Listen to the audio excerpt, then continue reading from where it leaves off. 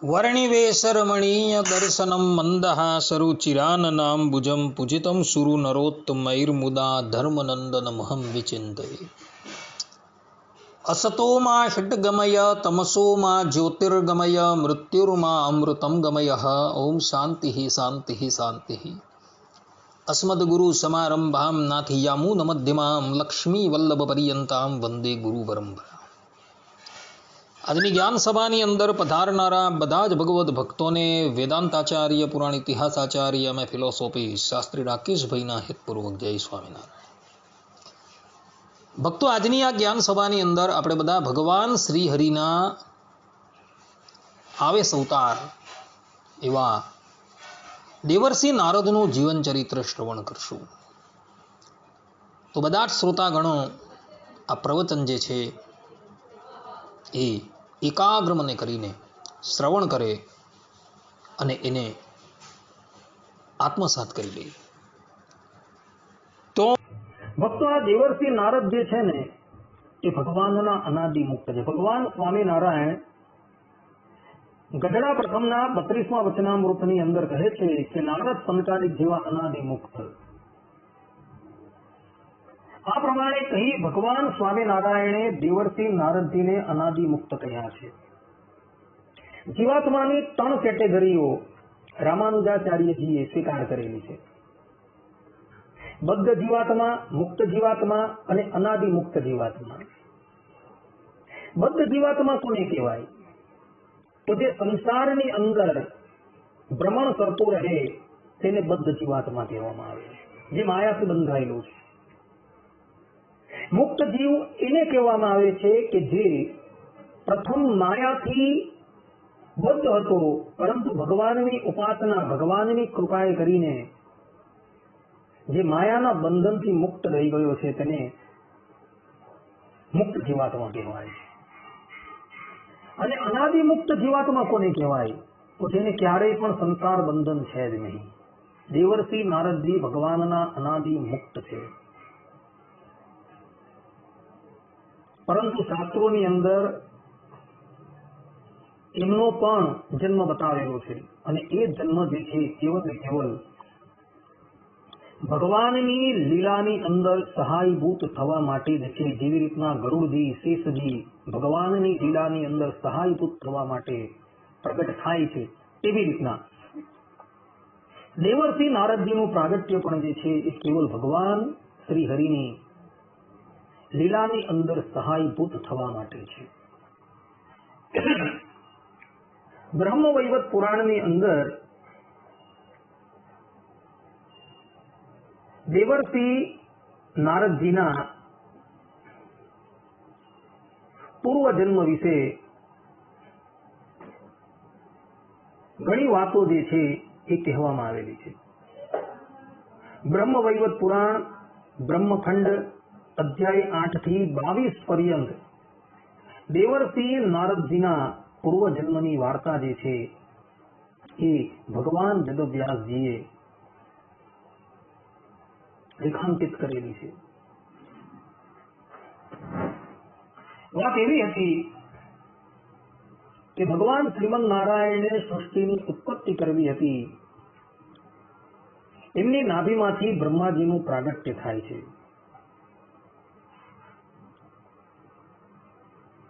અને એ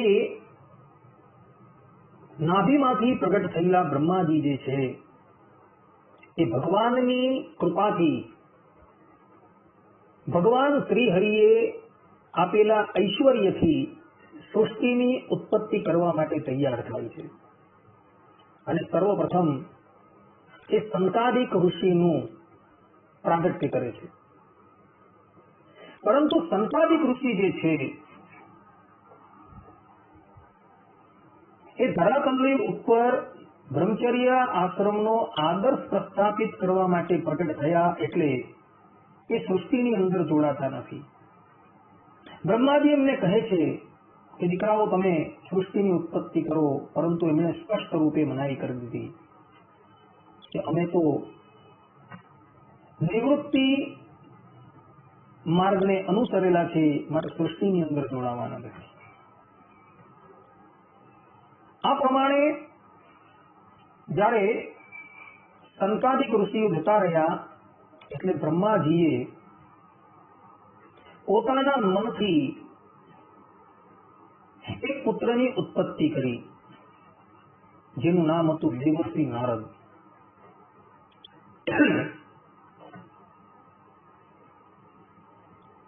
બ્રહ્માજીએ દેવર્ષિ નારદજીને કહ્યું કે બેટા, તું સૃષ્ટિના કાર્યની અંદર મને સહાયભૂત થા. દેવર્ષિ નારદજીએ કહ્યું કે પિતાજી, જે માર્ગની ઉપર અમારા મોટા ભાઈઓ ગયા છે એ જ માર્ગની ઉપર અમે આરૂઢ થવાના છીએ, માટે આપ અમને ક્ષમા કરો. પોતાના પુત્રનો આ પ્રમાણેનો ઉત્તર સાંભળીને બ્રહ્મદેવ જે છે એ ક્રોધાયમાન થઈ જાય છે અને ક્રોધાયમાન થઈને દેવર્ષિ નારદજીને શાપ આપી દે છે કે જા, હું તને શાપ આપું છું કે તું સ્ત્રીઓનો ક્રીડા મૃગ થઈ જા, 50 કામીઓનો તું પતિ થશે. આ પ્રમાણે મારો શાપ છે. આ ઉપરાંત સિંગાડીઓનો ગુરુ થા અને એના જે ગુરુ છે એનો પણ તું ગુરુ થશે. આ પ્રમાણે જ્યારે બ્રહ્મદેવ દેવર્ષિ નારદજીને શાપ આપે છે એટલે દેવર્ષિ નારદજી છે એ પણ ક્રોધાયમાન થઈ જાય છે અને પોતાના પિતાને શાપ આપી દે છે, અર્થાત કે બ્રહ્મદેવને શાપ આપી દે છે કે હે પિતાશ્રી, કોઈ પણ જાતના વાંક વગર આપ શ્રી અમને શાપ આપ્યો છે, માટે અમે પણ તમને શાપ આપીએ છીએ કે આખી ધરાતલની ઉપર કોઈ પણ સ્થાનમાં તમારી પૂજા ન થશે. ધરાતલની ઉપર તમારું કોઈ પણ જગ્યાએ મંદિર બંધાશે નહીં. તમે હંમેશા અપૂજ્ય રહેશો. આ પ્રમાણે દેવર્ષિ નારદજીએ શાપ આપી દીધો અને તે પછી દેવર્ષિ નારદજી પોતાનો દેહ ત્યાગ કરે છે અને એવો એક ગંધર્વ રાજને ત્યાં પ્રગટ થાય છે. આ ગંધર્વ રાજ ભગવાન શંકરનો ઉપાસક હતો અને ભગવાન શંકરની ઉપાસના એટલે માટે કરતો હતો કે મારે ત્યાં એક ભગવત ભક્ત પુત્રનો જન્મ થાય. ભગવાન શંકરે પ્રગટ થઈને એને આશીર્વાદ આપ્યા અને એને લઈ આ ગંધર્વ રાજને ત્યાં દેવર્ષિ નારદનું પ્રાગટ્ય થાય છે.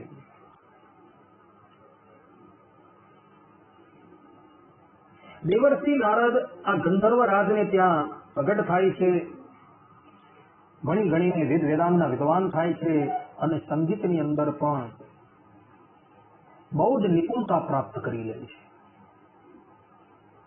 એક સમયની વાત છે,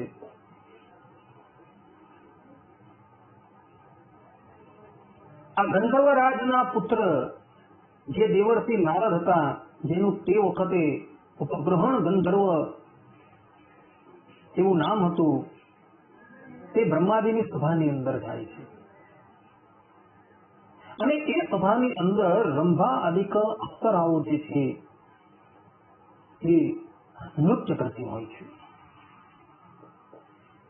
રંભા આદિક અપ્સરાઓને જોઈને દેવર્ષિ નારદ અર્થાત કે ઉપગ્રહણ ગંધર્વ જે છે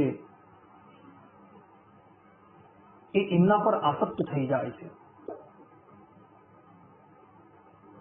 અને આસક્ત થઈ જવાથી એમનું જે શુક્ર જે છે એ શુક્ર સ્ખલિત થઈ જાય છે.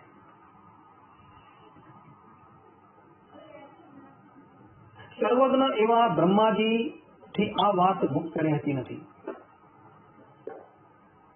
એમને ખબર પડી જાય છે કે ઉપગ્રહણ ગંધર્વ જે છે તેનું શુક્ર જે છે એ સ્ખલિત થઈ ગયું છે, એટલે એ ક્રોધાયમાન થઈ જાય છે અને બ્રહ્માજી એ ઉપગ્રહણ ગંધર્વને શાપ આપી દે છે કે રે નીચ, રે શઠ, જા મારો તને શાપ છે કે તું શુદ્રની યોનિની અંદર પ્રગટ થા. આ પ્રમાણે ઉપગ્રહણ ગંધર્વને શાપ પ્રાપ્ત થયો એટલે તત્કાલ એ પોતાનો દેહ ત્યાગ કરી દે છે અને ધરાતલની ઉપર એક શુદ્રાને ત્યાં પ્રગટ થાય છે. આ શુદ્રા જે છે એના પતિ જે છે એ બ્રાહ્મણ હતા અને એ બ્રાહ્મણ થકી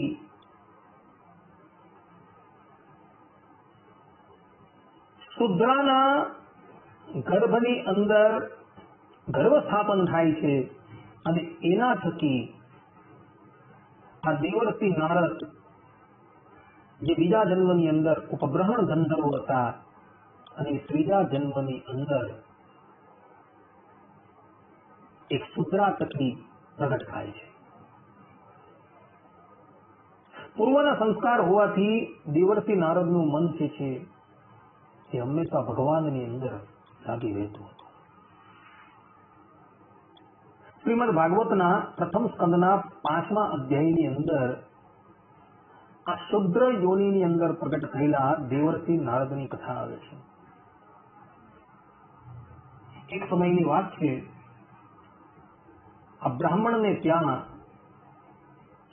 કેટલાક ઋષિઓ જે છે એ અતિથિ તરીકે આવે છે અને એ લોકો ચાતુર્માસ પર્યંત ત્યાં જ રોકાય છે. ઇતર પુરાણની અંદર કહ્યું છે કે એ ઋષિઓ કોઈ અવર ન હતા, પરંતુ સંકાદિક ઋષિ હતા.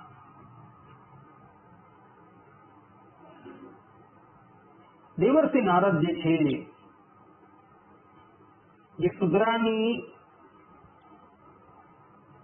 કુખ થકી પ્રગટ થયા છે અને જે હતું બાળ અવસ્થાની અંદર છે, એઓ આ ઋષિના સમાગમની આવે છે. ઋષિના સમાગમની અંદર આવી એનું મન જે છે એ ભગવાનના રંગે રંગાઈ જાય છે. ઋષિઓ નિત્ય આ બાળકને ભગવાનની વાત કરતા હતા. ઋષિઓ જે ઠાકોરજીને માટે સામગ્રી બનાવે એ સામગ્રી ઠાકોરજીને નિવેદિત કરી એનો પ્રસાદ લઈ અને જે બાકીની પ્રસાદ ની સામગ્રીઓ વધે દેવર્ષિ નારદ જે છે એ પરમ પ્રેમથી એને ગ્રહણ કરી લેતા હતા અને એને લઈને આ શુદ્રની યોનિની અંદર પ્રગટ થયેલા દેવર્ષિ નારદજીનું અંતઃકરણ જે છે અત્યંત પવિત્ર થઈ ગયું હતું.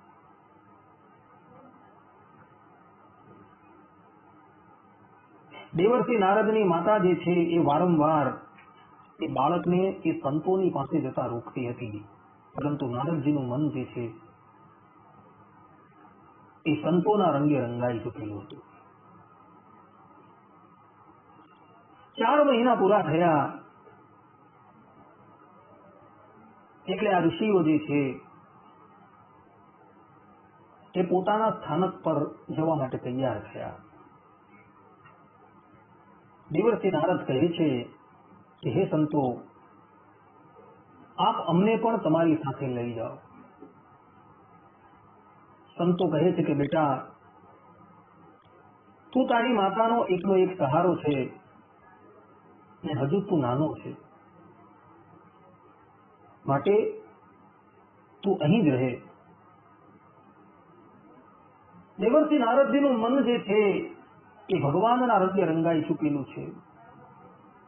એને હવે જગત જે છે ઝેર જેવું લાગે છે. દેહના સંબંધીઓ જે છે એ દેહના સંબંધી પણ એમને બોજારૂપ લાગે છે. એમણે સંતોને ઘણી વિનંતી કરી, પરંતુ સંતોએ એમને ના પાડી.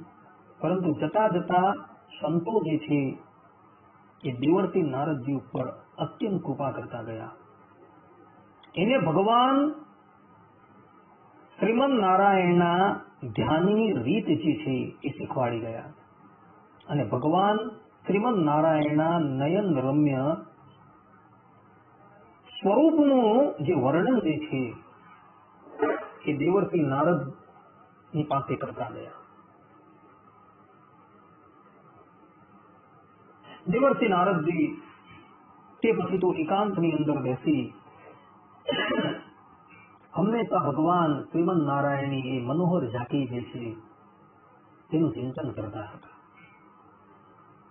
એક સમયની વાત છે, રાત્રિને વિશે દેવર્ષિ નારદજીની માતા દૂધ દોહવા માટે નેસડામાં જાય છે અને એ નેસડાની અંદર અજાણતાથી એક સર્પની ઉપર એનો પગ પડી જાય છે અને એ સર્પ જે છે એ દેવર્ષિ નારદની માતાને દંશ દઈ દે છે અને જ્યાં દંશ દે છે ત્યાં જ એનું મૃત્યુ થઈ જાય છે. પ્રાતઃકાલે ઉભા થઈને દેવર્ષિ નારદે જોયું તો એની માતા જે છે એ પરલોકવાસી થઈ ચૂકેલી હતી. નારદજી હજુ નાના છે. બધાએ ભેગા મળી દેવર્ષિ નારદની માતાની ઉત્તર ક્રિયા કરી અને પછી દેવર્ષિ નારદ જે છે એ ઘરનો ત્યાગ કરીને ઉત્તર દિશા તરફ જાય છે. કેટલાય શહેરો ગામડાઓને પાર કરી એક નિર્જન વનની અંદર આવે છે અને નિર્જન વનમાં આવી એકાંતની અંદર એ ભગવાનના ધ્યાન પરાયણ થઈ જાય છે. કેટલાય વર્ષો પર્યંત એ ભગવાનનું ધ્યાન કરે છે. ત્યારે એક સમયે એ ભગવાનની નયન રમ્ય ઝાંકી જે છે એ નારદજીના અંતઃકરણની અંદર સ્ફુરિત થઈ જાય છે. એક ક્ષણ માટે એ ભગવાનનું રૂપ જે છે એ દેવર્ષિ નારદના હૃદયની અંદર સ્ફુરિત થાય છે અને પછી ભગવાનનું એ રૂપ અદ્રશ્ય થઈ જાય છે.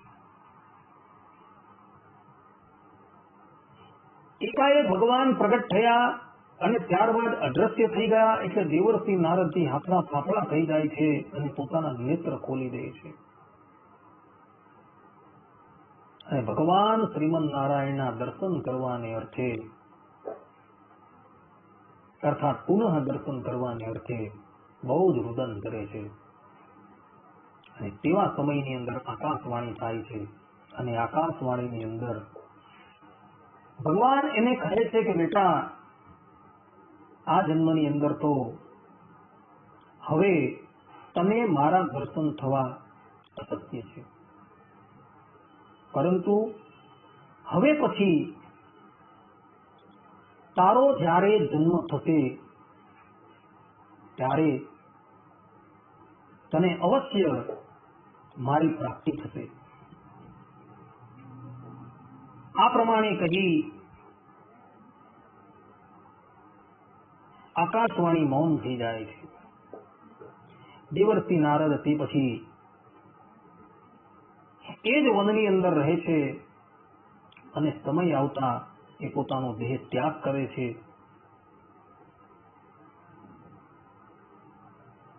એ સમયે બ્રહ્માજીનો દિવસ પણ જે છે એ પૂર્ણ થઈ જાય છે અને નિમિત્ત પ્રલય જે છે આવી ચડે છે અને નિમિત્ત પ્રલયની અંદર દેવર્ષિ નારદનો જે શુદ્રાની યોનિથી પ્રગટ થયેલો દેહ જે છે એ પણ સમાપ્ત થઈ જાય છે.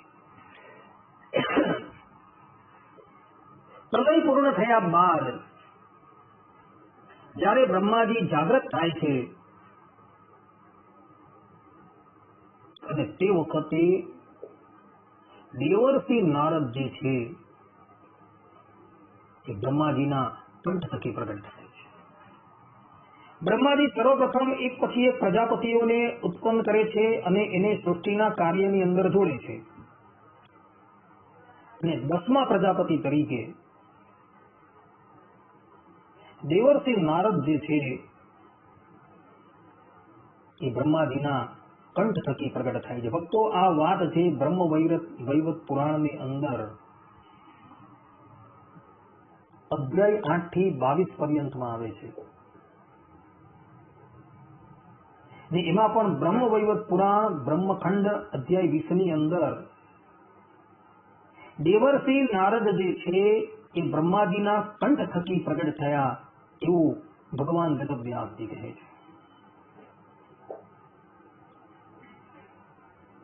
કંઠને સંસ્કૃતની અંદર નરદ કહેવામાં આવે છે અને એ નરદ થકી પ્રગટ થયા હોવાથી દેવર્ષિ નારદનું નામ જે છે એ નારદ પડે છે. આ પ્રમાણેની વ્યુત્પત્તિ ભગવાન વેદવ્યાસજીએ બ્રહ્મ વૈવત પુરાણની અંદર બ્રહ્મખંડ અધ્યાય 20 ની અંદર કરેલી છે. પુનઃ બ્રહ્માજી દેવર્ષિ નારદજીને સૃષ્ટિની અંદર જોડવા ઈચ્છે છે, પરંતુ દેવર્ષિ નારદજી સ્પષ્ટ રૂપે પિતાજીને મનાઈ કરી દે છે અને એ સૃષ્ટિની અંદર જોડાતા નથી. દેવર્ષિ નારદનો આ વખતનો જે અવતાર જે છે એ બહુ વિશેષ છે. દેવર્ષિ નારદજી આ વખતે જે પ્રગટ થયા છે એ ભગવાનના આવેશ અવતાર તરીકે પ્રગટ થયા છે. દેવર્ષિ નારદનો આ ચોથો જન્મ છે. પ્રથમ જન્મ જે છે એ બ્રહ્માજી થકી એમનો થયો હતો. બ્રહ્માજીના શાપથી એ ઉપબ્રહ્મણ નામના ગંધર્વ તરીકે પછી પ્રગટ થાય છે. પુનઃ બ્રહ્માજીનો શાપ થાય છે, પછી એ શુદ્રાની યોનિની અંદર પ્રગટ થાય છે અને પછી એમનો ચતુર્થ જન્મ જે છે એ ચતુર્થ જન્મ એ પુનઃ બ્રહ્માજી પછી થાય છે. અને આ જન્મની અંદર ભગવાન શ્રીમન નારાયણનો આવેશ એની અંદર હોય છે.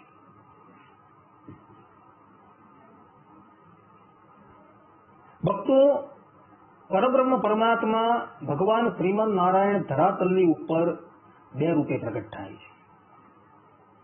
આ બાબતની ચર્ચા જે છે એ યતીન્દ્ર મત દીપિકા અવતાર 9 ની અંદર શ્રીનિવાસ આચાર્યજીએ તથા હરિવાક્ય સુધા સિંધુ તરંગ 133 ની સેતુમાલા ટીકાની અંદર રઘુવીરજી મહારાજે કરેલી છે. વિશિષ્ટાદ્વૈતીઓ જે છે એ ભગવાનના અવતાર બે પ્રકારે માને છે, મુખ્ય અવતાર અને ગૌણ અવતાર. મુખ્ય અવતારની અંદર પરબ્રહ્મ પરમાત્મા જે અક્ષરધામના અધિપતિ છે એ સજાતીય દ્વિતીય રૂપ ધારણ કરીને મનુષ્ય યોનિની અંદર પ્રગટ થાય, જેને ભગવાનનો સાક્ષાત અવતાર કહેવામાં આવે છે. અથવા તો એ જ અક્ષરધામના અધિપતિ ભૂતલની ઉપર વિભિન્ન યોનિની અંદર પ્રગટ થાય તો એ ભગવાનનો મુખ્ય અવતાર છે. અને ગૌણ અવતાર કોને કહેવાય?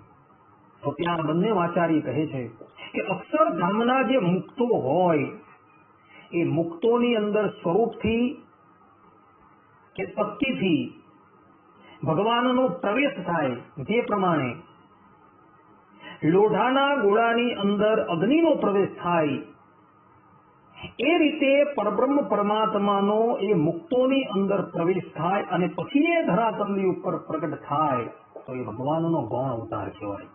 પરશુરામજી છે, કપિલ ભગવાન છે, એ ભગવાનના ગૌણ અવતાર છે. દેવર્ષિ નારદ છે એ ભગવાનના ગૌણ અવતાર છે. સંકાદિક છે એ ભગવાનના ગૌણ અવતાર છે, કારણ કે અમુક સમય માટે પરબ્રહ્મ પરમાત્માનો એની અંદર પ્રવેશ હતો. દેવર્ષિ નારદજી થકી શ્રીમન નારાયણે એક બહુ મહત્વનું કાર્ય કરાવવાનું હતું અને એ હતું પંચરાત્ર શાસ્ત્રનું પ્રાગટ્ય. ઉપરીચર વસુ રાજા જે સમયથી ધરાતલમાંથી અંતર્ધાન થઈ ગયા, અર્થાત કે પોતાનો દેહ ત્યાગ કરીને પરમાત્માના ધામમાં ગયા, ત્યારે તેઓ પોતાની પાસે જે નારદ અર્થાત કે પંચરાત્ર શાસ્ત્રનું જ્ઞાન હતું એ બધું જ જ્ઞાન જે છે એ લઈને ચાલ્યા ગયા હતા. હવે એ પંચરાત્ર શાસ્ત્ર જે છે એ પુનઃ પ્રગટ કરવાનું છે. તો ભગવાન શ્રીમદ નારાયણ જે છે એ અનાદિ મુક્ત એવા નારદજીની અંદર પ્રવેશ થાય છે અને એ નારદજી જે છે એ બ્રહ્માજી થકી પ્રગટ થાય છે.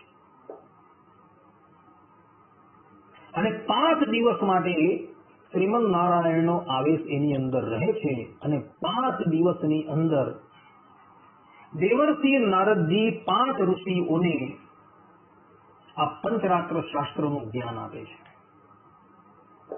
જે પંચરાત્રની અંદર સ્વરૂપ જ્ઞાન, પરસ્વરૂપ જ્ઞાન, વિરોધ સ્વરૂપ જ્ઞાન, ઉપાય સ્વરૂપ જ્ઞાન અને ફલ સ્વરૂપ જ્ઞાન, આ 5ની ચર્ચા કરવામાં આવેલી હોય છે. 1 લાખ શ્લોકનું આ પંચરાત્ર શાસ્ત્ર છે. ભૂતલની ઉપર અત્યારે પરિપૂર્ણ રૂપે પંચરાત્ર શાસ્ત્ર જોવા મળતું નથી, પરંતુ વૈષ્ણવ સંપ્રદાય જે છે એ વૈષ્ણવ સંપ્રદાયની તમામ રીત ભાતો જે છે એ બધી પંચરાત્ર શાસ્ત્રને અનુસારીને છે. રામાનુજાચાર્યજીએ જે બ્રહ્મસૂત્રની ઉપર ભાષ્યની રચના કરી છે, મધ્વાચાર્યજી, નિંબાર્કાચાર્યજી તથા શ્રી વલ્લભાચાર્યજી તથા સ્વામિનારાયણ સંપ્રદાયના શ્રી મુક્તાનંદ સ્વામી અને સદગુરુ ગોપાળાનંદ સ્વામીએ જે બ્રહ્મસૂત્રની ઉપર ભાષ્યની રચના કરી છે, એ લોકોએ પોતાના ભાષ્યની અંદર આ 5 જ્ઞાનની ચર્ચા કરેલી છે. એની અંદર તો દેવર્ષિ નારદજીએ આ પંચરાત્ર શાસ્ત્રોનો ઉપદેશ જે છે એ 5 ઋષિઓને કરેલો હતો અને એ ઋષિઓએ એ બધો જ ઉપદેશ જે છે એ લિપિબદ્ધ કરી દીધેલો હતો, જે અત્યારે નારદ પંચરાત્રના નામથી ઓળખાય છે. વસુ રાજા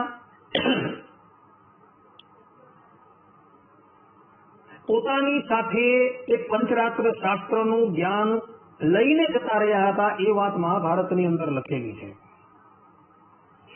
અને પંચરાત્ર શાસ્ત્રનું જ્ઞાન લુપ્ત થઈ ગયું, એટલે માટે ભગવાન શ્રીમદ નારાયણે નારદજીને નિમિત્ત બનાવ્યા અને એમણે પંચરાત્ર શાસ્ત્રની રચના કરાવી. અને એટલે જ માટે એ શાસ્ત્ર જે છે એ નારદ પંચરાત્ર તરીકે ઓળખાય છે.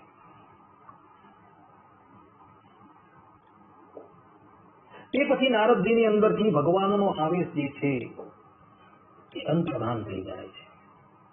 દેવર્ષિ નારદ જે છે પુનઃ સામાન્ય જીવ જેવા જીવ થઈ જાય છે. અર્થાત એ બદ્ધ જીવ નથી, એ તો અનાદિ મુક્ત જ છે. એક દિવસની વાત છે, દેવર્ષિ નારદ જે છે એ ફરતા ફરતા બદ્રિકા આશ્રમ આવે છે. બદ્રિકા આશ્રમની અંદર નરનારાયણ દેવના દર્શન કરી દેવર્ષિ નારદ કથા સભાય છે. આ કથા જે છે વાસુદેવ મહાત્મ્યની અંદર 16મા અધ્યાયથી 18મા અધ્યાય તથા મહાભારતના શાંતિ પર્વના 322મા અધ્યાયથી 339મા અધ્યાયની અંદર દેવર્ષિ નારદજી નરનારાયણ દેવની સ્તુતિ કરે છે. સ્તુતિથી પ્રસન્ન થયેલા નરનારાયણ દેવ જે છે એ દેવર્ષિ નારદજીને કહે છે કે હે નારદ, તમારી જે ઈચ્છા હોય તે મારી પાસે માંગો. નારદજી કહે છે કે પ્રભુ, મારે તમારા ધામના મૂળ સ્વરૂપ જે છે તેના દર્શન કરવા છે.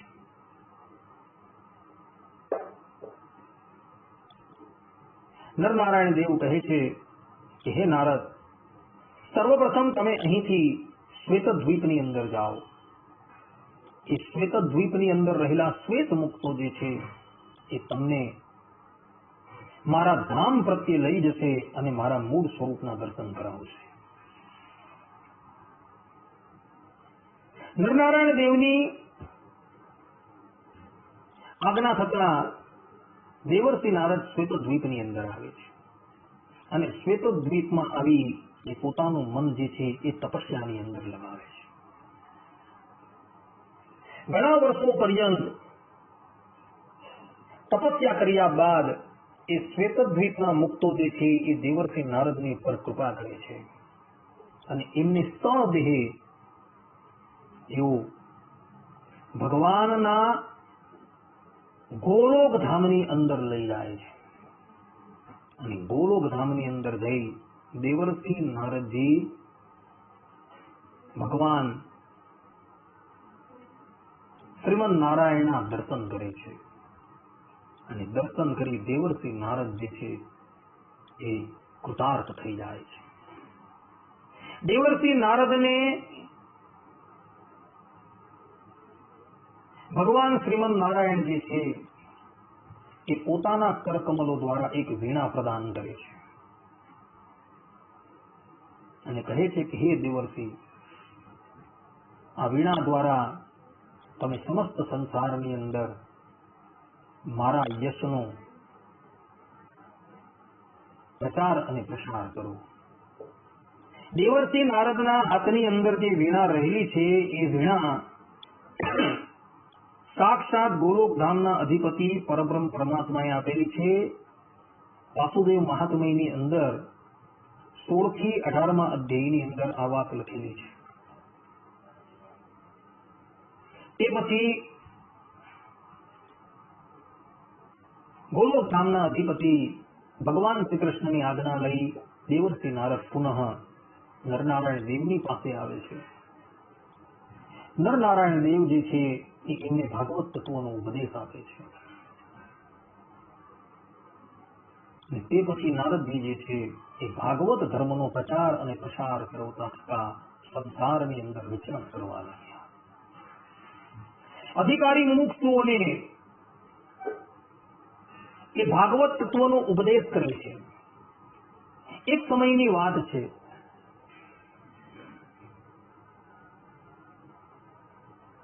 દેવર્ષિ નારદને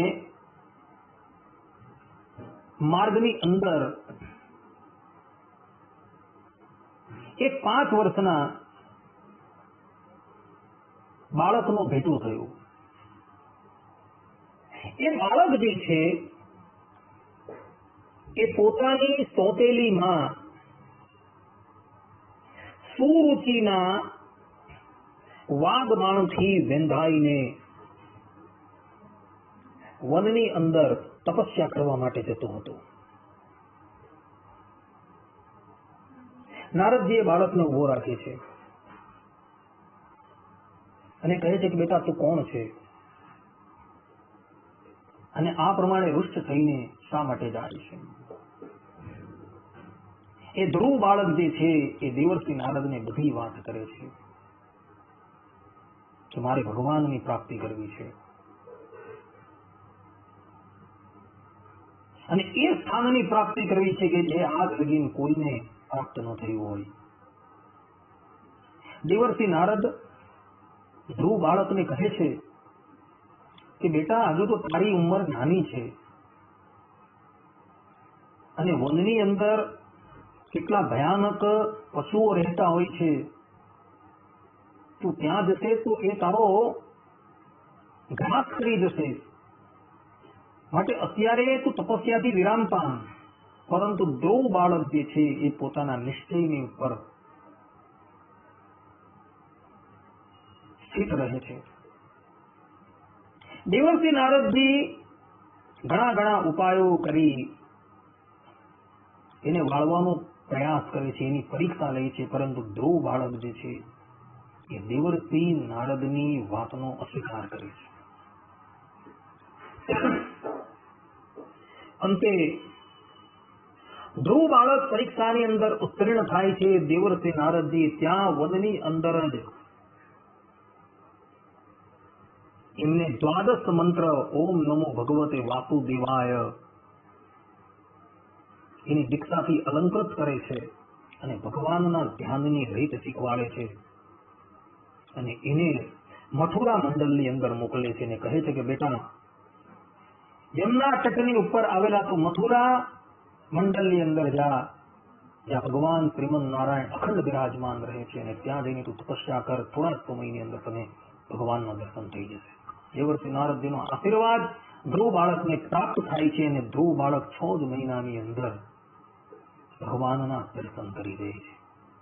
ભક્તો, ધ્રુવ બાળકની ગણના પરમ ભાગવતની અંદર થાય છે, કારણ કે એના ગુરુ જે છે એ દેવર્ષિ નારદ છે. પ્રહલાદજીને પણ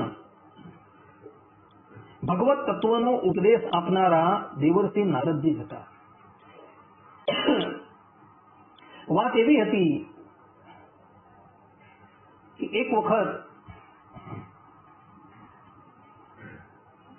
હિરણ્યકશિપુ અજર અને અમર થવા માટે તપસ્યા કરવા માટે ગંધમાદન પર્વત પર જાય છે અને એની અનુપસ્થિતિની અંદર દેવરાજ ઇન્દ્ર જે છે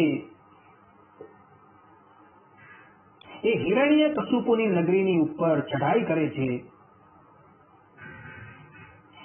દેવોના બળથી અસુર લોકો પલાયન થઈ જાય છે. એ વખતે હિરણ્યકશિપુની ભાર્યા કયાદુ જે છે એ રાજમહેલમાં હોય છે. દેવરાજ ઇન્દ્ર જે છે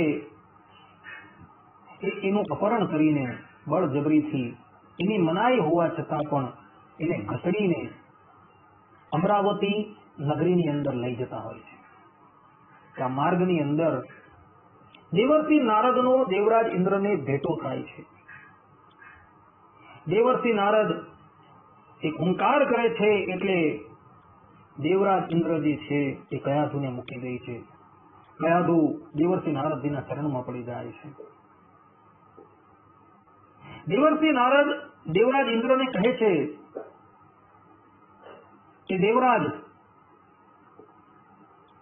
તમારે માટે આ કાર્ય જે છે એ અત્યંત લજ્જાસ્પદ છે, માટે તમે આનાથી વિરામ પામો. શ્રીમદ ભાગવતના સપ્તમ સ્કંધની અંદર 8મા અધ્યાયની અંદર આ કથા છે.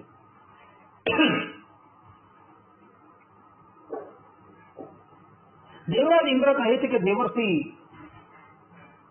હું કયાધીને કોઈ પણ જાતની ક્ષતિ નથી કરવાનો, પરંતુ એના ગર્ભની અંદર હિરણ્યકશિપુનું જે તેજ છે એ જ્યારે પ્રગટ થશે ત્યારે હું એને મોતને ઘાટ ઉતારી દઈશ. કારણ કે હિરણ્યકશિપુનું આ તેજ જે છે એ એના જેટલું જ પ્રચંડ હશે. દેવર્ષિ નારદ કહે છે કે દેવરાજ, સુરાસુર કોઈ પણ વ્યક્તિ એ બાળકનો વધ કરવા માટે અસમર્થ છે. કયાધુના ગર્ભની અંદર જે હિરણ્યકશિપુનું તેજ છે એ કોઈ સામાન્ય બાળક નથી, પરંતુ પરમાત્માનો ભક્ત છે. એ પ્રગટ થતા એ તમારો શત્રુ ન થશે, પરંતુ એ તમારો મિત્ર રહેશે, માટે તમે એને છોડી દો. દેવર્ષિ નારદની વાત સાંભળી ઇન્દ્રરાજ વિચારે છે કે કયાધુના ગર્ભની અંદર ભગવાનનો ભક્ત છે. કયાધુની 4 પરિક્રમા કરી એ પુનઃ સ્વર્ગની અંદર જાય છે. ત્યારબાદ દેવર્ષિ નારદ કયાધુને પોતાના આશ્રમની અંદર લાવે છે. આશ્રમની અંદર કયાધુ જે છે એ તન મન અને ધનથી દેવર્ષિ નારદની સેવા કરે છે. જ્યારે પણ કયાધુને ફુરસદ મળતી ત્યારે એ દેવર્ષિ નારદજીની પાસે આવે છે. દેવર્ષિ નારદ કયાધુના ગર્ભની અંદર રહેલા પ્રહલાદજીને ઉદ્દેશીને ભાગવત તત્વનો ઉપદેશ કરે છે. ઘણા વર્ષો પર્યંત કયાધુ દેવર્ષિ નારદના આશ્રમની અંદર રહે છે અને જ્યારે હિરણ્યકશિપુ તપસ્યા પૂર્ણ કરીને પુનઃ પોતાની રાજધાનીમાં આવે છે ત્યારે દેવર્ષિ નારદની રજા લઈને કયાધુ હિરણ્યકશિપુની પાસે ચાલી જાય છે અને એ જ ગર્ભમાંથી, અર્થાત કયાધુના ગર્ભમાંથી થોડા જ દિવસોની અંદર પ્રહલાદજીનું પ્રાગટ્ય થાય છે. અને એ જન્મ લેતા જ ભગવાનના ભક્ત હોય છે. કહેવાનું તાત્પર્ય એ કે પ્રહલાદજીને પણ ભગવત તત્વનો ઉપદેશ આપનારા દેવર્ષિ નારદ હતા. પ્રહલાદજીની ગણના પણ પરમ ભાગવતની અંદર થાય છે. દેવર્ષિ નારદના એ શિષ્ય છે. રામચરિત માનસની અંદર બાલકાંડની અંદર પાર્વતીજીનું ચરિત્ર આવે છે. પાર્વતીજીને પણ તપસ્યાની પ્રેરણા આપનારા દેવર્ષિ નારદ જ હતા. પાર્વતીનું પ્રાગટ્ય જે છે એ હિમાલયના ઘરે થાય છે. એક દિવસ દેવર્ષિ નારદજી એમના ઘરે પધારે છે. હિમાલય અને એમની પત્ની મેનાવતી પાર્વતીજીને દેવર્ષિ નારદજીનો હાથ બતાવે છે. હસ્તરેખા જોવાની અંદર દેવર્ષિ નારદજી જે છે એ અદ્વિતીય છે, અને કુંડલી જોવાની અંદર મહર્ષિ ભૃગુ જે છે એ અદ્વિતીય છે. અને દેવર્ષિ નારદ એ કન્યાનો હાથ જોઈને કહે છે કે આ કન્યાને પતિ તો બહુ સારો મળશે, પરંતુ એ અમંગલ વેશવાળો હશે. પરંતુ એ અમંગલ વેશ જે છે, જે ધારણ કરનારા ભગવાન શંકર છે, માટે જો આ કન્યા ભગવાન શંકરની તપસ્યા કરે તો ભગવાન શંકર જે છે એ આનું પાણી જે છે એ ગ્રહણ કરશે. અને તે પછી માતા પાર્વતીને તપસ્યા કરવાનો ઉપદેશ આપી દેવર્ષિ નારદ જતા રહે છે. અને પાર્વતી તપસ્યા એ કરીને ભગવાન શંકરને રાજી કરે છે, અને ભગવાન શંકર જે છે એનું પાણી ગ્રહણ કરે છે. એટલે દેવર્ષિ નારદ જે છે એ માતા પાર્વતીના પણ ગુરુ છે. રામચરિત માનસની અંદર ગોસ્વામી તુલસીદાસજી આ વાત લખે છે.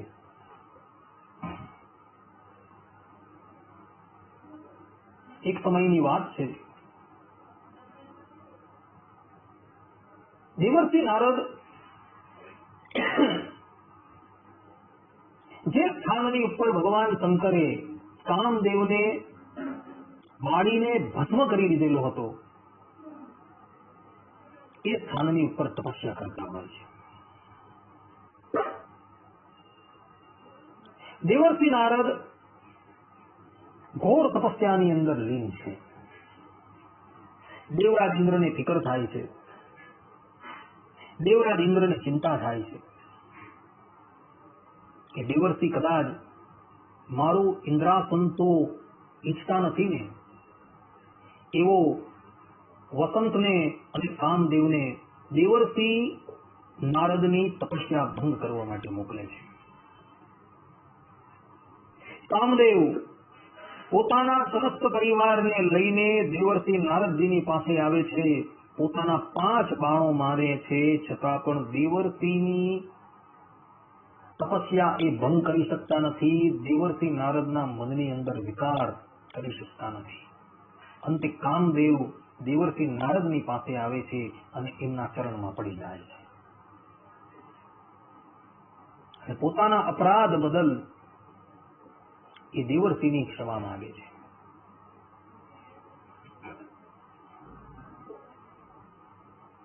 દેવર્ષિ નારદ ક્ષમાની મૂર્તિ છે, એના અપરાધો ક્ષમા કરી દે છે. પરંતુ પેલા કામદેવનો સ્પર્શ જે છે એ દેવર્ષિ નારદને થયો ને, એટલે દેવર્ષિ નારદના મનની અંદર અહંકારે પ્રવેશ કરી દીધો. ભક્તો, પાપી વ્યક્તિનો સ્પર્શ જે છે એ પણ અનિષ્ટકારક હોય છે. દેવર્ષિ નારદને કામદેવનો સ્પર્શ થઈ ગયો છે, એટલે મનની અંદર થોડો અહંકાર આવી ગયો છે. પોતે કામદેવને જીતી લીધો છે, અને એને લઈને દેવર્ષિ નારદના મનની અંદર અહંકાર આવેલો છે, અને એ અહંકારની અંદર જ અતિશય ગર્વિત થયેલા દેવર્ષિ નારદ જે છે એ સત્યલોકની અંદર આવે છે. અને સત્યલોકની અંદર આવી પોતાના પિતા બ્રહ્માજીને કહે છે કે પિતાજી, કામદેવે તો તમારી ઉપર પણ વર્ચસ્વ જમાવી દીધેલું, પરંતુ હું કામને જીતીને આવેલો છું. બ્રહ્માજી પોતાના બાળકની વાત સાંભળી કઈ બોલતા નથી. ત્યાંથી દેવર્ષિ નારદ કૈલાસની અંદર આવે છે.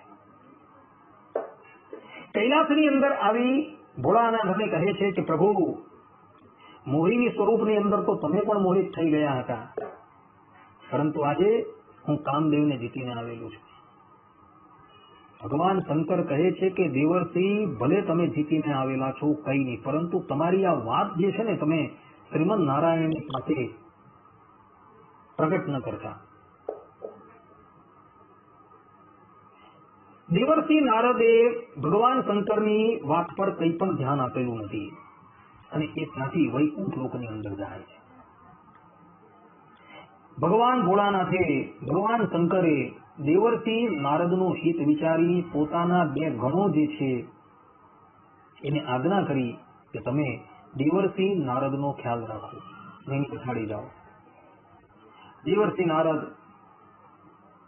વૈકુંઠ લોકની અંદર પધારે છે, શ્રીમદ નારાયણને પગે લાગે છે. શ્રીમદ નારાયણ કહે છે કે દેવર્ષિ, ઘણા વર્ષો પછી તમારા દર્શન થયા છે. દેવર્ષિ કહે છે કે પ્રભુ, હું તપસ્યાની અંદર લીન હતો અને આજે હું કામદેવને જીતીને તમારી પાસે આવેલો છું. શ્રીમદ નારાયણ કહે કે ઘણી સારી વાત કહેવાય. આજ લગીનમાં કામદેવે અનેકો દેવોની, મનુષ્યની, ઋષિઓની લાજ લીધેલી છે, પરંતુ તમે કામદેવને જીતીને આવ્યા એ બહુ મોટી વાત છે. દેવર્ષિ નારદ વૈકુંઠ લોકમાંથી ભૂતલ પર આવે છે. ભગવાન શ્રીમદ નારાયણે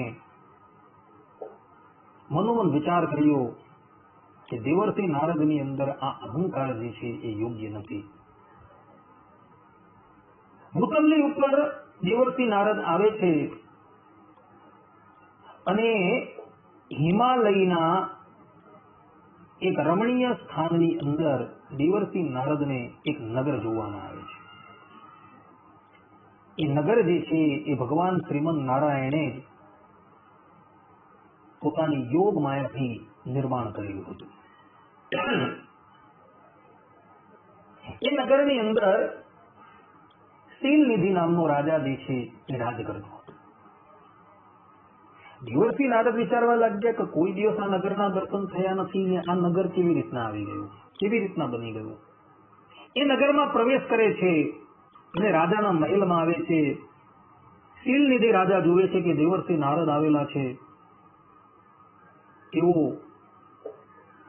એમનો સત્કાર કરે છે, એમની પૂજા કરે છે અને પછી એ શીલનિધિ રાજા જે છે એ પોતાની વિશ્વ મોહિની કન્યા જે છે એને દેવર્ષિ નારદજીની પાસે લાવે છે અને કહે છે કે દેવર્ષિ, આ કન્યાના લગ્ન કોની સાથે થશે? દેવર્ષિ નારદજી કન્યાનો હાથ જુએ છે અને હાથ જોઈને એ મનોમન વિચાર કરે છે કે આ કન્યાના લગ્ન તો અવશ્ય ભગવાન શ્રી હરિ સાથે થશે. કન્યાનું રૂપ જોઈને દેવર્ષિ નારદ જે છે એ કામથી ગ્રસ્ત થઈ ગયા છે. મનોમન વિચાર કરવા લાગ્યા કે આ કન્યા મને પ્રાપ્ત થાય તો કેટલું સારું.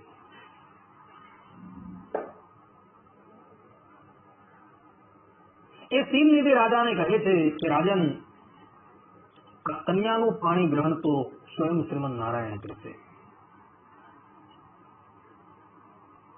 ત્યાંથી દેવર્ષિ નારદ શીઘ્રાતિ શીઘ્ર વૈકુંઠ લોકની અંદર આવે છે અને વૈકુંઠ લોકની અંદર આવી ભગવાન શ્રી હરિને કહે છે કે પ્રભુ, મને આપ શ્રી હરિના જેવું રૂપ આપો. ઉતાવળની અંદર દેવર્ષિ નારદ જે છે હરિ શબ્દનો ઉચ્ચાર કરે છે. હરિની અંદર જો રસોઈ લગાવવામાં આવે તો એનો અર્થ થાય છે હરિત વર્ણના, પરંતુ એ જ હરિ શબ્દની અંદર રીને જો દીર્ઘઈ લગાવવામાં આવી જાય ને તો એનો અર્થ થાય છે વાનર. દેવર્ષિ નારદ જે છે એ ઉતાવળની અંદર રસોઈને બદલે દીર્ઘઈ લગાવી દે છે. ઉચ્ચારણની અંદર પણ ભેદ છે. હરિ એમ તમે બોલો, અર્થાત હરિ એટલું બોલો તો રસોઈનું ઉચ્ચારણ થાય ને હરિ એમ જો લંબાવી દેવું તો એ દીર્ઘય થઈ જાય છે અને એનો અર્થ થાય છે વાનર. દેવર્ષિ નારદ ઉતાવળની અંદર ભગવાન શ્રીમદ નારાયણને કહે છે કે પ્રભુ મને હરિના જેવું રૂપ આપો. ભગવાન શ્રીમદ નારાયણ કહે કે તથાસ્તુ, તમારું જે સારું થશે એ હું કરીશ. ભગવાન શ્રીમદ નારાયણ દેવર્ષિ નારદનો અહંકાર ઉતારવા માંગતા હતા, કારણ કે ભગવાન એ ક્યારેય પણ સહન નથી કરી શકતા કે પોતાના ભક્તની અંદર કોઈ દુર્ગુણ રહે. દેવર્ષિ નારદ તો મનોમન ફૂલાતા પુનઃ શીલનિધિ રાજાના રાજ્યમાં આવ્યા. તે વખતે શીલનિધિ રાજાએ સ્વયંવરનું આયોજન કરેલું હતું. દેવર્ષિના મનની અંદર એવું જ હતું કે મારું રૂપ જે છે હરિના જેવું થઈ ગયું છે. દેવર્ષિ નારદને પોતાને એવું અનુભવ થતું હતું કે મારું રૂપ હરિ જેવું છે, પરંતુ એની સન્મુખ બેઠેલા બધા જ લોકોને એવું અનુભવ થતું હતું કે દેવર્ષિ નારદનું રૂપ જે છે એ માકડા જેવું છે.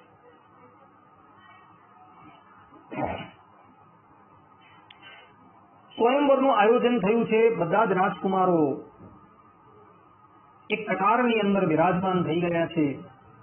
બધા જ દેવર્ષિ નારદજીના રૂપને જોઈને મનમાં ને મનમાં હસે છે, પરંતુ પ્રત્યક્ષ હસતા નથી, કારણ કે જો પ્રત્યક્ષ હસવામાં આવે તો દેવર્ષિ નારદ શાપ આપી દે.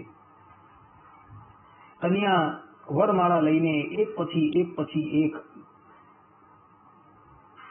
વરની પાસે આવે છે. દેવર્ષિ નારદને એમ કે કન્યા જે છે એ મને જ જયમાળા પહેરાવશે, પરંતુ કન્યા જે છે એ દેવર્ષિ નારદને જયમાળા નથી પહેરાવતી અને અંતિમ કટારની અંદર બેઠેલા શ્રીમદ નારાયણના કંઠની અંદર જયમાળા જે છે પહેરાવી છે.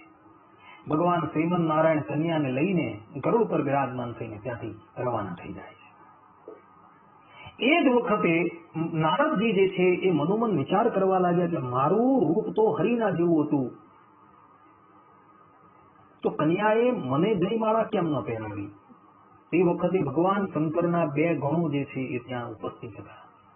એ લોકો દેવર્ષિ નારદજીને જોઈને હસવા લાગ્યા અને કહે છે કે દેવર્ષિ, પહેલા તમારું મુખ જે છે એ દર્પણમાં અથવા તો જલની અંદર જુઓ. દેવર્ષિ નારદ પોતાનું મુખ જે છે એ જલની અંદર જુએ છે તો એ રૂપ જે છે એ માકડાના જેવું હતું. એટલે દેવર્ષિ નારદજી ક્રોધાયમાન થઈ જાય છે અને ભગવાન શંકરના ગણોને શાપ આપી દે છે કે જાઓ તમે બંને જણા આસુરી યોનિની અંદર પ્રગટ થાઓ. અને એ બંને જણા હિરણ્યકશુપ અને હિરણાક્ષના રૂપની અંદર પ્રગટ થાય. દેવર્ષિ નારદનો ક્રોધ આટલેથી જ શાંત નથી થયો. એના પગ જે છે એ વૈકુંઠ લોક તરફ અગ્રેસર થઈ ગયા છે. વૈકુંઠ લોક તરફ જતા જ માર્ગની અંદર શ્રીમદ નારાયણ જે છે એનો ભેટો દેવર્ષિને થાય છે. ગરુડની સવારીની ઉપર ભગવાન શ્રીમદ નારાયણ બેઠેલા છે. ખોળાની અંદર લક્ષ્મીજી છે અને બીજા ખોળાની અંદર એ વિશ્વમોહિની છે. દેવર્ષિ નારદ ક્રોધાયમાન થઈને ભગવાન શ્રીમદ નારાયણને કહે છે કે પ્રભુ, તમે અમારી સાથે કપટ કરેલું છે. જે પ્રમાણે હું અત્યારે સ્ત્રી વગર દુઃખી થઈ રહ્યો છું, તે જ પ્રમાણે હું તમને શાપ આપું છું કે એક સમય એવો આવશે કે જ્યારે ધરાતલની ઉપર તમે પ્રગટ થશો, તમારે પણ તમારી પત્નીનો વિયોગ જે છે એ સહન કરવો પડશે. દેવર્ષિ નારદજી આ પ્રમાણે શાપ આપે છે. ત્યાં જ ભગવાન શ્રીમદ નારાયણ પોતાની માયા જે છે એ અદ્રશ્ય કરી દે છે. તે વખતે પેલું નગર પણ દેખાતું નથી, શીલનિધિ રાજા પણ દેખાતું નથી અને વિશ્વમોહિની પણ દેખાતું નથી. દેવર્ષિ નારદજીના મનની ઉપર જે માયાનો પડદો પડેલો હતો એ પડદો નિવૃત્ત થાય છે. એ શ્રીમદ નારાયણના ચરણમાં પડી જાય છે અને પોતાના અપરાધ બદલ પોતાના નેત્રથી ભગવાન શ્રીમદ નારાયણના ચરણાર વિંદરને વિંધવી દે છે. ભગવાન શ્રીમદ નારાયણ એને ઉઠાવે છે અને કહે છે કે દેવર્ષિ, તમે જે મને શ્રાપ આપેલો એ શ્રાપ હું મારા અવતારની અંદર ચરિતાર્થ કરીશ. દેવર્ષિ નારદ કહે છે કે પ્રભુ, મારો શ્રાપ મિથ્યા જાય એવું તમે કરો.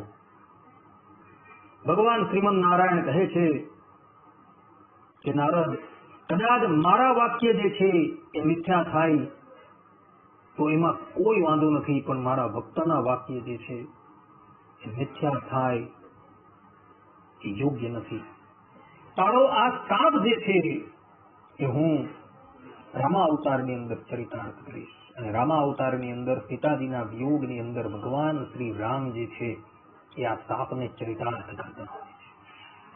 દેવર્ષિ નારદજી તે પછી ભગવાન શ્રીમદ નારાયણને કહે છે કે પ્રભુ, આ પાપનું પ્રાયશ્ચિત શું છે? ત્યારે ભગવાન શ્રીમદ નારાયણ કહે છે કે 11 વખત ભગવાન શંકરના નામનો જાપ કરી દેવું તે જ એનું પ્રાયશ્ચિત છે.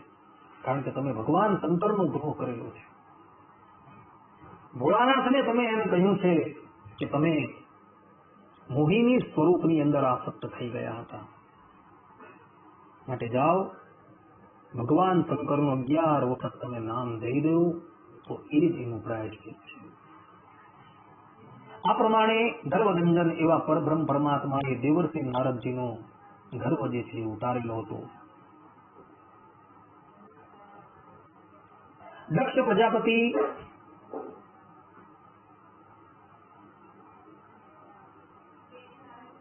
પોતે કરેલા યજ્ઞની અંદર ભગવાન શંકરનું અને પાર્વતીજીનું ખૂબ અપમાન કરે છે અને એને લઈને દક્ષ પ્રજાપતિને ભગવાન શંકર શિક્ષા કરે છે. એ જ દક્ષ પ્રજાપતિ જે છે જેનું મુખ બકરાનું થઈ ગયું હતું, એ પોતાનો દેહ ત્યાગ કરે છે અને બીજા જન્મની અંદર એનું પ્રાગટ્ય જે છે એ પ્રચેતા થકી થાય છે. અને દક્ષ પ્રજાપતિના લગ્ન જે છે એ પંચધનની પુત્રી અસ્થિની સાથે થાય છે. શ્રીમદ ભાગવતના 6ઠ સ્કંદના 5મા અધ્યાયની અંદર આ કથા આવે છે. બ્રહ્માજીની આજ્ઞાથી દક્ષ પ્રજાપતિ જે છે એ સૃષ્ટિના કાર્યની અંદર જોડાય છે અને અસ્થિની થકી એ 10,000 પુત્રનું પ્રાગટ્ય કરે છે. જે પુત્રનું નામ હોય છે હરિયાશ્વ. દક્ષ પ્રજાપતિ પોતાના પુત્રોને કહે છે કે પુત્રો, તમે સૃષ્ટિની ઉત્પત્તિ કરો.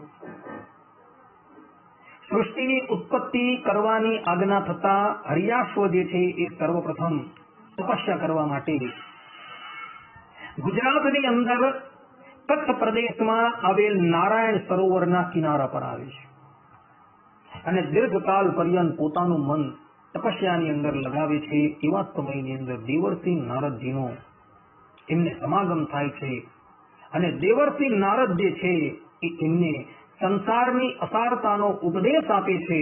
એટલે આ બધા જ હરિયાશ્વ જે છે એ સંસારનો ત્યાગ કરીને સંન્યાસી થઈ જાય છે.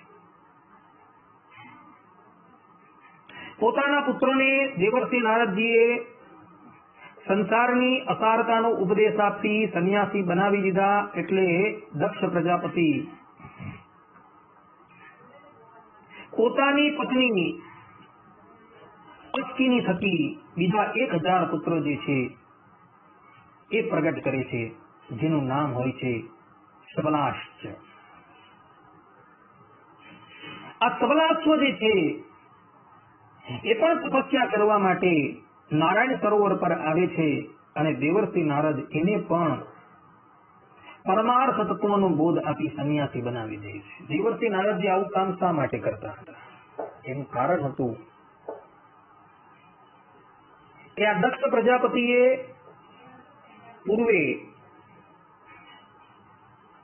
જ્યારે એ યજ્ઞ કરતો હતો ત્યારે એ યજ્ઞની અંદર એને માતા સતીને અને ભગવાન શંકરને બહુ જ કુવાક્ય કહ્યા હતા.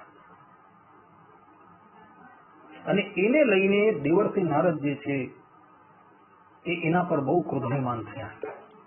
એ જન્મની અંદર તો ભગવાન શંકરે દક્ષ પ્રજાપતિને શિક્ષા કરી હતી. આ જન્મની અંદર દેવર્ષિ નારદ જે છે એ એને બીજી રીતે શિક્ષા કરે છે.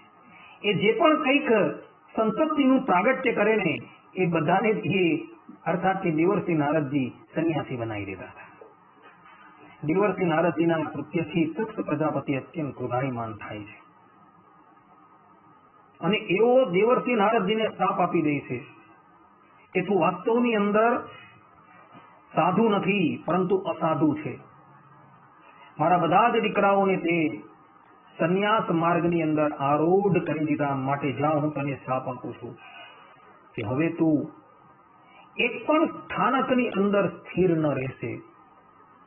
તું હંમેશા અસ્થિર જ રહેશે. એક ઘડીથી વધારે તું કોઈ પણ સ્થાનની ઉપર સ્થિત રહી શકશે નહીં. આ પ્રમાણે દક્ષ પ્રજાપતિ દેવર્ષિ નારદને શાપ આપે છે. પરંતુ આ શાપ જે છે એ દેવર્ષિને માટે વરદાન થઈ ગયું છે. દેવર્ષિ નારદ બ્રહ્માંડની અંદર ફરતા રહે છે અને બ્રહ્માંડની અંદર જે ઘટના બનતી હોય છે એ બધાને કહેતા રહેતા હોય છે. જાણે સંચાર મંત્રીનું પદ જે છે એ દેવર્ષિ નારદજીને આપમેળે પ્રાપ્ત થઈ ગયું એવું દેખાય છે. આ પ્રમાણે દેવર્ષિ નારદજીના અનેકો શિષ્યો છે. દેવર્ષિ નારદજીના જે પ્રમાણે બે યુવાન શિષ્યો હતા ધ્રુવ અને પ્રહલાદ, તે પ્રમાણે એના બે વૃદ્ધ શિષ્યો પણ થયા છે. એમાં સર્વપ્રથમ છે વાલ્મીકી. વાલ્મીકીજીને ઉપદેશ આપનારા પણ દેવર્ષિ નારદ જ છે. વાલ્મીકીજીનું પૂર્વાશ્રમનું જીવન તો બધાને ખબર જ છે. દેવર્ષિ નારદજીના સત્સંગથી એનું હૃદય પરિવર્તન થઈ જાય છે. દેવર્ષિ નારદજી એને રામ મંત્રની દીક્ષા આપે છે અને હજારો વર્ષો પર્યંત વાલ્મીકીજી એ રામ નામનો જાપ કરતા હોય છે અને એને લઈને એક સમયે દસ્યુના સંગથી જે દસ્યુ થઈ ગયા હતા એ પ્રચેતાના 11મા દીકરા વાલ્મીકી હવે ઋષિ થઈને બહાર આવે છે. એક સમયની વાત છે. વાલ્મીકીજી પોતાના આશ્રમની અંદર વિરાજમાન છે. એવા સમયની અંદર દેવર્ષિ નારદ વાલ્મીકીજીની પાસે આવે છે. પોતાના ગુરુ પોતાની પાસે આવ્યા. વાલ્મીકીજી એમનો ખૂબ સત્કાર કરે છે. દેવર્ષિ નારદ જ્યારે સ્વસ્થ થઈ ગયા ત્યારે વાલ્મીકીજી દેવર્ષિ નારદજીને કહે છે, કોન વસ્મિન સાંપ્રતમ લોકે ગુણવાન કશ્ચ વીર્યવાન ધર્મજ્ઞશ્ચ કૃતજ્ઞશ્ચ સત્યવાક્યો દૃઢવ્રતઃ ચારિત્રેણ ચપોયુક્તઃ સર્વભૂતેષુ કો હિતઃ વિદ્વાન કઃ કઃ સમર્થશ્ચ કશ્ચૈક પ્રિયદર્શનઃ આત્મવાન કો જીત ક્રોધો દ્યુતિમાન કો અનશૂયકઃ તસ્ય વિદ્યતિ દેવાશ્ચ જાતરોષસ્ય સંયુગે એતદ ઇચ્છામ્યહં શ્રોતુમ પરમ કૌતુ હલમ હિમે મહર્ષે ત્વં સમર્થોસી જાતુમેવમ વિધમ નરમ. અર્થાત વાલ્મીકીજી દેવર્ષિ નારદજીને પૂછે છે કે હે મુનિ, આ સમયમાં સંસારની અંદર કોણ ગુણવાન છે, કોણ વીર્યવાન છે, કયો પુરુષ ધર્મજ્ઞ છે, કયો પુરુષ કૃતજ્ઞ છે, સત્ય વક્તા છે, દ્રઢ પ્રતિજ્ઞ છે, કયો પુરુષ સદાચારથી યુક્ત છે, સમસ્ત પ્રાણીઓના હિત સાધનની અંદર તત્પર છે, કયો પુરુષ વિદ્વાન છે, સામર્થ્યશાળી છે અને એકમાત્ર પ્રિય દર્શન છે, કયો પુરુષ મન પર અધિકાર રાખવા વાળો છે, ક્રોધને જીતવા વાળો છે, ક્રાંતિમાન છે અને ક્યારેય કોઈની નિંદા નથી કરતો, એવો કયો પુરુષ છે કે જે સંગ્રામની અંદર કુપિત થતા દેવતાઓ પણ એનાથી ભયભીત થાય છે. હે મહર્ષિ, હું એવા પુરુષ વિશે સાંભળવા ઈચ્છું છું, કારણ કે એવા પુરુષને જાણવાની મને બહુ ઈચ્છા છે. આપ એવા પુરુષને જાણતા જ હશો, માટે કૃપા કરીને એવા પુરુષ વિશે મને માહિતગાર કરો. આ પ્રમાણે જ્યારે વાલ્મીકી ઋષિ દેવર્ષિ નારદજીને કહે છે, ત્યારે દેવર્ષિ નારદ 100 શ્લોકોની અંદર એમને રામાયણ સંભળાવે છે અને આ 100 શ્લોકોની અંદર સંક્ષિપ્તની અંદર દેવર્ષિ નારદ વાલ્મીકીજીને ભગવાન શ્રી રામનો પરિચય કરાવે છે અને તે પછી એવો વાલ્મીકીજી થકી વિદાય થાય છે અને વાલ્મીકીજી એ 100 શ્લોકોના 24,000 શ્લોક બનાવી એ 24,000 શ્લોકની અંદર ભગવાન શ્રી રામના યશ ગાય છે, જે આપણે વાલ્મીકી રામાયણની અંદર જોઈ શકીએ છીએ. કહેવાનું તાત્પર્ય એ છે કે વાલ્મીકીજીને સર્વપ્રથમ 100 શ્લોકોની અંદર રામાયણનો ઉપદેશ આપનારા પણ દેવર્ષિ નારદજી હતા. તે જ પ્રમાણે ભગવાન વેદવ્યાસજીને ભાગવત ધર્મનો ઉપદેશ આપનારા પણ દેવર્ષિ નારદ જ હતા. એક સમયની વાત છે, ભગવાન વેદવ્યાસજી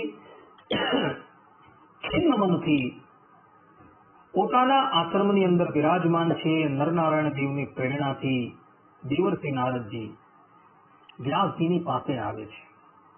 વ્યાસજી એમનો ઘણો સત્કાર કરે છે અને પછી પોતાની મનોવ્યથા દેવર્ષિ નારદજીને કહે છે, હે નારદજી, અમે કલિયુગના પ્રાણીઓના હિતની ઈચ્છાથી એક વેદના 4 વિભાગ કર્યા. વેદનું રહસ્ય મનુષ્યને યથાર્થપણે સમજમાં આવે એટલે માટે અમે ઇતિહાસની તથા 17 પુરાણોની રચના કરી. છતાં પણ મારા મનની અંદર હજુ અશાંતિનો અનુભવ કેમ થાય છે? ત્યારે દેવર્ષિ નારદ કહે છે કે હે પ્રભુ, તમે હજુ ભગવાનના નિર્મલ યશનું ગાન નથી કરેલું, કે જે યશની અંદર નિવૃત્તિ માર્ગના પરમાંશો જે છે એ પણ રમણ કરતા હોય. તો હવે તમે પ્રગટ પ્રમાણ જે શ્રી કૃષ્ણ ભગવાન બિરાજમાન છે તેમના નિર્મલ યશનું ગાન કરતું એક શાસ્ત્ર જે છે એ બનાવો. આ પ્રમાણે કહી દેવર્ષિ નારદ ભગવાન વેદવ્યાસજીને ભાગવતના 4 શ્લોકોનો ઉપદેશ આપે છે.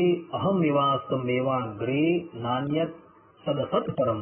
આ જે 4 શ્લોકો છે જે શ્રીમદ ભાગવતના 2ય સ્કંદના 9મા અધ્યાયની અંદર આવે છે, એ 4 શ્લોકોનો ઉપદેશ આપે છે અને પછી ત્યાંથી એવો બ્રહ્મલોકની અંદર આવે છે. તદંતર ભગવાન વેદવ્યાસજીએ પોતાની બુદ્ધિને એકાગ્ર કરી, પોતાના મનને એકાગ્ર કર્યું અને સમસ્ત શાસ્ત્રોમાંથી સાર કાઢીને શ્રીમદ ભાગવતની રચના કરી હતી. વ્યાસજીને આ ભાગવત રચનાની અંદર પણ સહાયભૂત થનારા દેવર્ષિ નારદ હતા.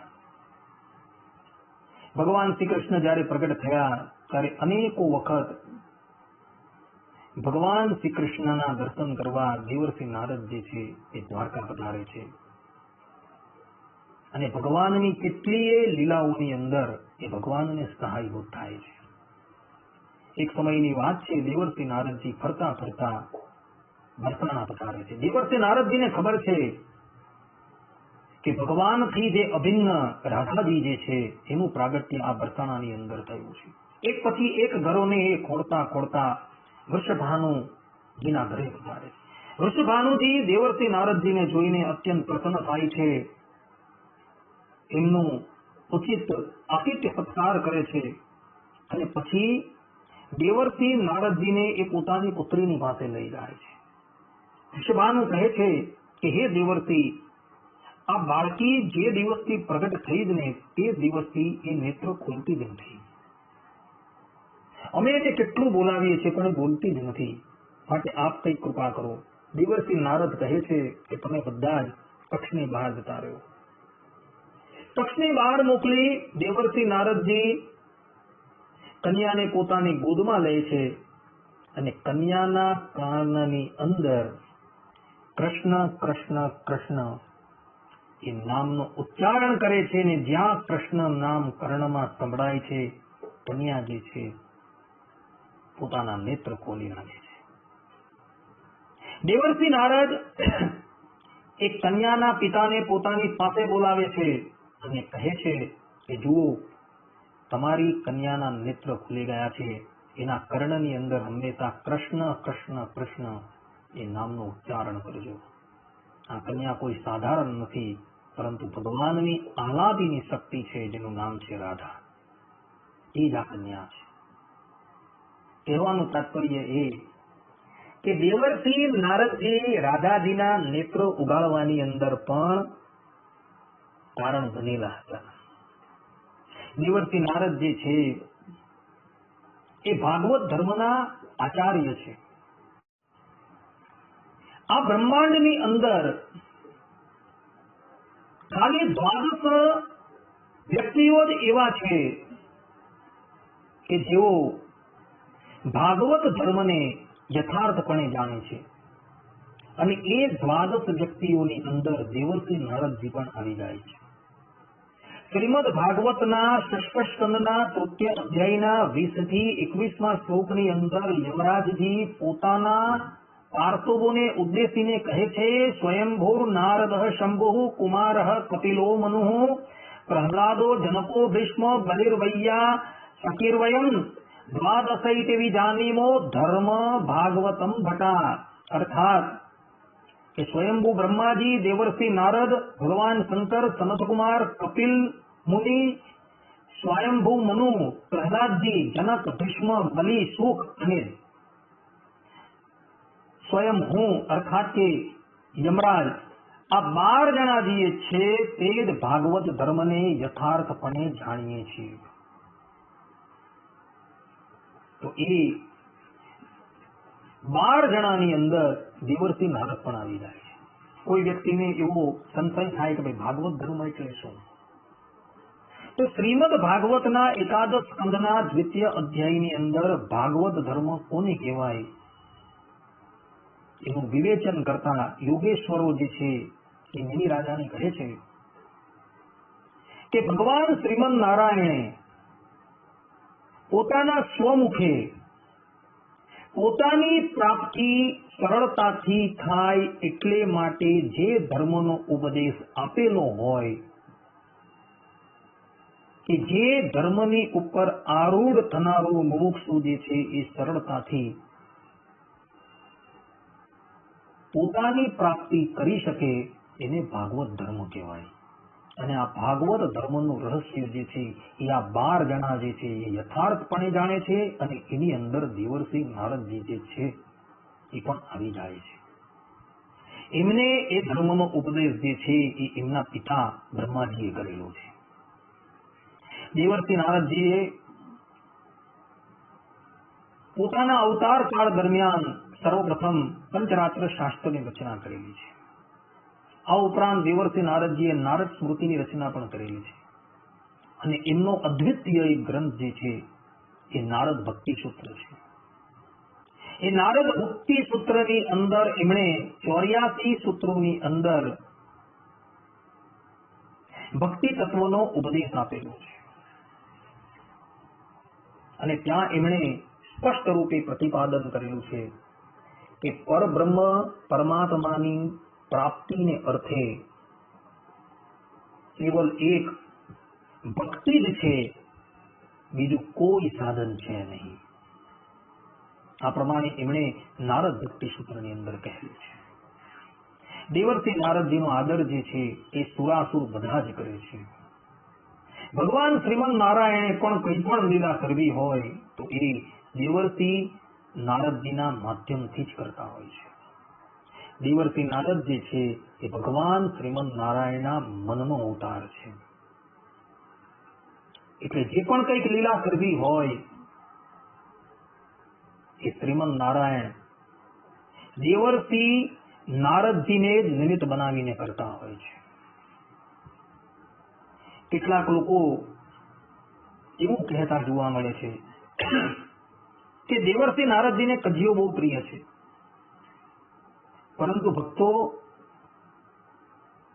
દેવર્ષિ નારદજી જે વ્યક્તિઓની વચ્ચે કજિયો કરાવે છે એમાંથી એ વ્યક્તિનું હંમેશા સારું જ થતું હોય છે, અર્થાત એનું હિત જ થતું હોય છે. દેવર્ષિ નારદજીને ભગવાન જ પ્રેરણા કરતા હોય છે અને ભગવાન દેવર્ષિ નારદજીને પ્રેરણા કરી એ પ્રમાણેની લીલા કરતા હોય છે. એમાં દેવર્ષિ નારદજીનો કોઈ વાંક નથી હોતો. દેવર્ષિ નારદ ભૂત ભવિષ્ય અને વર્તમાનને જાણનારા છે. ભવિષ્યની અંદર જે લીલા થવાની છે એનું જ્ઞાન એમને પ્રથમથી જ હોય છે અને એટલે માટે એઓ કેવલ ભગવાનની લીલાની અંદર નિમિત્ત બની જતા હોય છે. આવા દેવર્ષિ નારદ જે છે એ હજુ પણ ભૂતલની ઉપર હયાત છે અને અધિકારી વ્યક્તિઓને એ દર્શન આપતા હોય છે. શ્રી વાસુદેવ મહાત્મયની અંદર 18મા અધ્યાયની અંદર સ્કંદ પુરાણના વિષ્ણુ ખંડના વાસુદેવ મહાત્મયના 18મા અધ્યાયની અંદર 42, 43 અને 44મા શ્લોકની અંદર કથા છે તથા એ જ કથા સ્વામિનારાયણ સંપ્રદાયના માન્ય પ્રબંધ એવા સત્સંગી જીવનના પ્રથમ પ્રકરણની અંદર છે. બદ્રિકા આશ્રમની અંદર દુર્વાસા ઋષિએ મરીચ્યાદિક ઋષિઓને શાપ આપ્યો તો એ મરીચ્યાદિક ઋષિની સાથે દેવર્ષિ નારદ પણ ઉપસ્થિત હતા. પોતાનું સન્માન નહીં થવાથી દુર્વાસા જે છે એ સભાની અંદર બેઠેલા બધા જ લોકોને શાપ આપી દે છે કે તમે બધા ભૂતલની ઉપર મનુષ્ય રૂપની અંદર પ્રગટ થાવ અને અસુરો થકી કષ્ટ પામો. એ શાપની અંદર દેવર્ષિ નારદ જે એ પણ આવી જતા હોય છે અને દેવર્ષિ નારદ જે છે એ ભૂતલની ઉપર જ્યારે એ જ નરનારાયણ દેવ સ્વામિનારાયણ નામ ધારણ કરીને પ્રગટ થવાના હોય છે ત્યારે એમની લીલાની અંદર સહાયભૂત થવા માટે અમરાપુર નામના ગામની અંદર પ્રગટ થાય છે.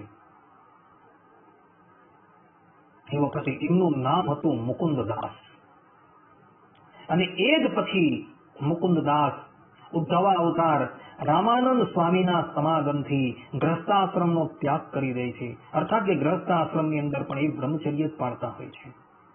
ગ્રહસ્થાશ્રમનો ત્યાગ કરી દે છે અને ત્યાગી સંન્યાસી થઈને ઉદ્ધવા અવતાર રામાનંદ સ્વામીના શિષ્ય થઈ જાય છે.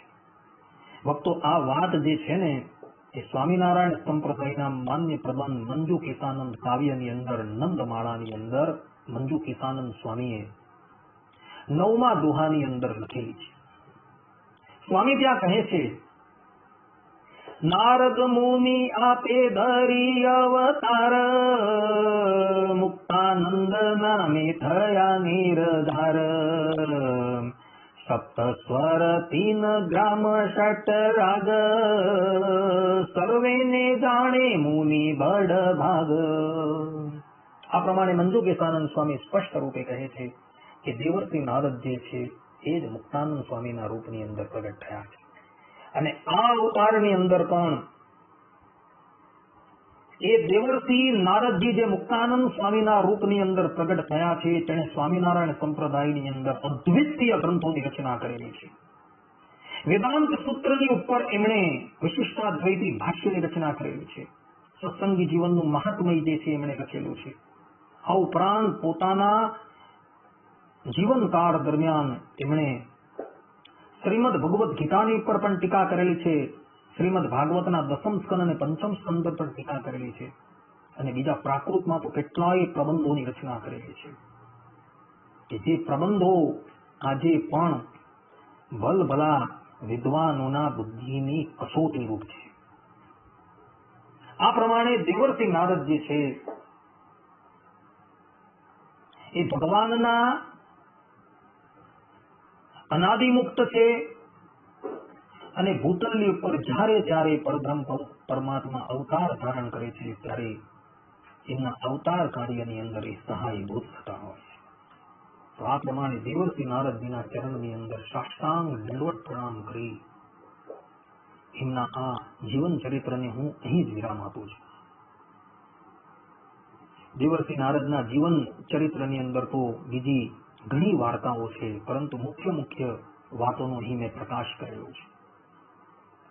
આ પ્રમાણે દેવર્ષિ નારદજીનું જીવન ચરિત્ર જે છે એ શાસ્ત્રોની અંદર અપાયેલું છે.